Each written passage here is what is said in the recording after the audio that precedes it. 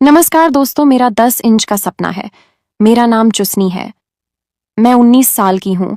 मेरे घर में कोई नहीं होता, न कोई दोस्त, न कोई बॉयफ्रेंड। मैं अकेली हूँ, लेकिन मेरे दिल में एक आवाज हमेशा बोलती है, क्या मैं कभी किसी के लिए मायने रखूंगी? मेरे चाचा राजेश घर के सबसे शांत इंसान हैं। वो दिन भर काम करते हैं, शाम को थक कर आते हैं और बाथरूम में लंबे समय तक रहते हैं।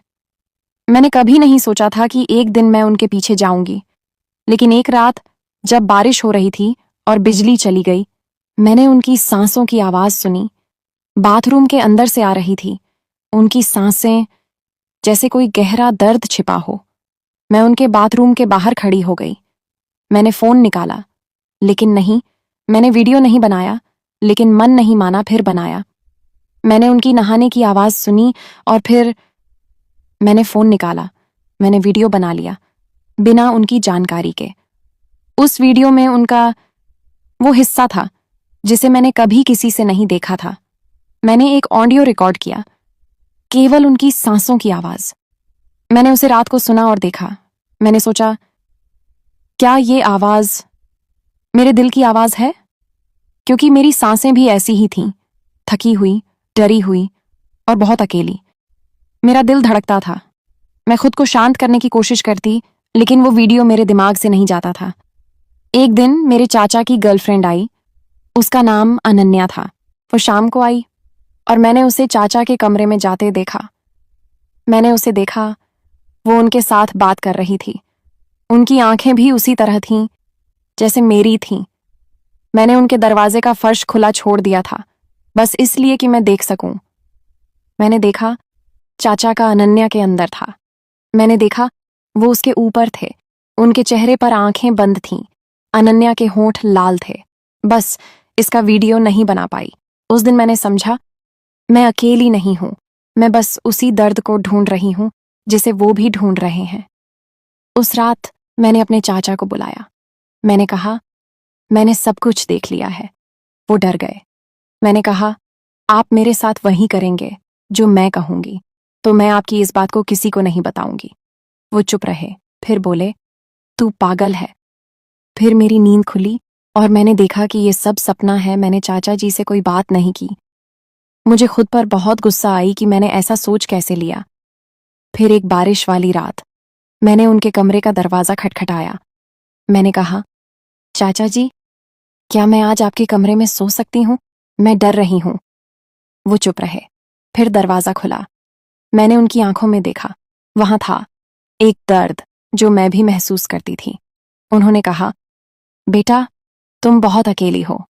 मैंने नहीं कहा, मैं आपसे प्यार करती हूँ। मैंने नहीं कहा, मुझे आपका शरीर चाहिए। मैंने कहा, मैं बस आपकी सांसें सुनना चाहती हूँ, क्योंकि जब मैं उन्हें सुनती हूँ तो मुझे लगता है मैं अकेली नहीं हूँ। वो चुप रहे। फिर उन्होंने बिस्तर पर जगह बना दी। मैं लेट गई। उन्होंने मेरे बालों को हल्के से ठीक किया और फिर उन्होंने अपना हाथ मेरे हाथ पर रख दिया। कोई छूना नहीं, कोई शारीरिक अतिक्रमण नहीं, बस एक शांत स्पर्श, एक साझा सांस, एक दर्द का आदान प्रदान। उस रात मैंने सोया, पहली बार, बिना डर के। अगली सुबह मैंने उन्हें चाय लाई।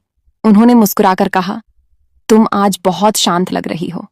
मैंने कहा, क्योंकि मैंने आज अपने दिल की आवाज सुनी। अब हर बारिश की रात मैं उनके कमरे में जाती हूँ। हम बिना बोले बैठते हैं। मैं उनके हाथ को छूती हूँ और वो मेरे सिर को हल्के से छूते हैं। हम कभी नहीं कहते, मैं तुमसे प्यार करती हूँ, लेकिन हम दोनों जानते हैं, हम दोनों अकेले नहीं हैं। मैंने अपनी शादी की तारीख बदल दी है। मैं अब इंतजार कर रही हूं, न किसी शारीरिक चाहत के लिए, बल्कि उस शांति के लिए जो केवल तभी मिलती है जब दो दर्द एक साथ सांस लेते हैं।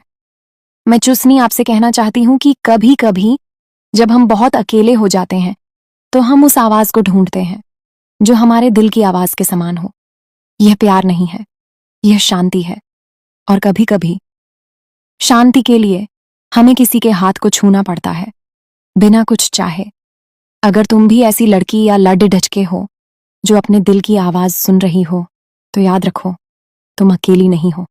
तुम्हारा दर्द किसी और के दिल में भी गूंज रहा है, और वो किसी बस तुम्हारे पास बैठना चाहता है, बिना कुछ चाहे, बस तुम्हारे साथ सांस लेना चाहता है।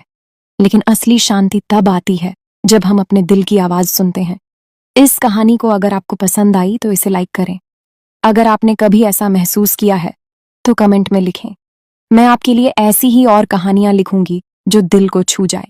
मिलती हूं अगली कहानी में, जहां ख्वाहिशें सच्ची हों और प्यार सम्मान से शुरू हो।